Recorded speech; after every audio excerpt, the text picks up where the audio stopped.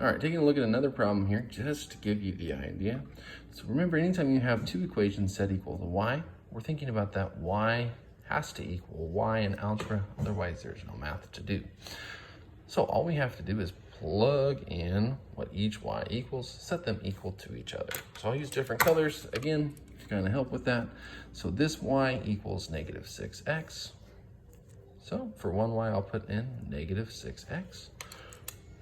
For the other y, it's going to have to equal the other set.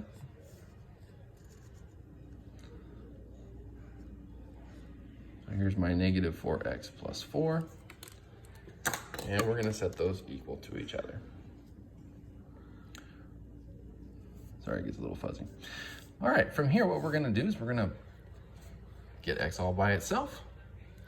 So I'm going to move the negative 4x to the other side.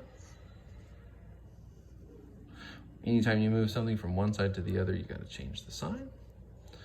Negative 6x plus 4x is negative 2x. And over here we have positive 4. All right, to get rid of that negative 2, you've got negative 2 times x. So you'd have to divide by negative 2.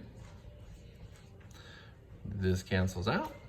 X equals negative 2. Right? 4 divided by 2 is 2. And 1 negative leaves us with a negative answer. All right, in order to figure out y, we take our value for x, negative 2, and we plug it into one of the two equations. No, it doesn't matter which one, so just pick one. Usually, whichever one looks easier to you. So I'll choose the top one. So I'll rewrite that equation so you can see what I'm doing. So I've got y equals negative 6x, and I'm going to plug in negative 2 where x is. All right, we're always trying to use those parentheses so we don't forget to multiply when we need to.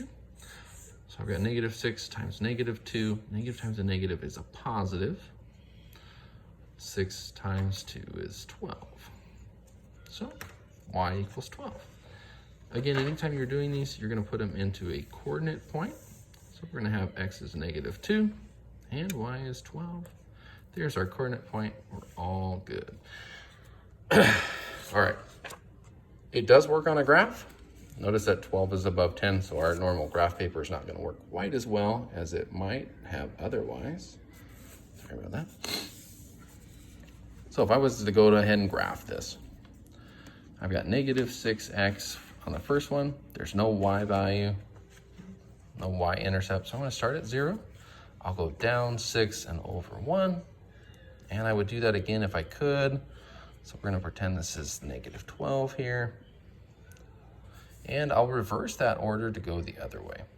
So we'll go to the left 1 and up 6. And we'll do that one more time where we fake that this is on the graph. All right. Then I'm going to take a look at the other one. So we assume our answer is negative 212. So we're going to check that.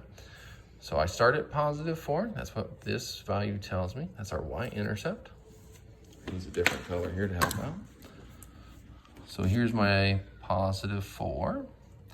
And I'm going to go down 4 and over 1. So down 4 to the right 1, down 4 to the right 1. Notice that your lines are getting further and further apart instead of closer and closer together. If that's the case, we have to change our direction, see if we can't figure out what's going on. So here, I'll draw this line in. And I'll draw in the other line so you kind of get the point that it's not coming together if we keep going down.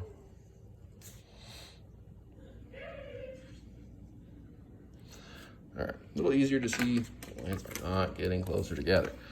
So we're going to keep going up here. So we're going to go 1 to the left and 4 up.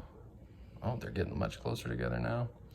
Okay, and then I do that one more time, and we should hit at the same point that we found when we were using substitution at negative 2 and 12.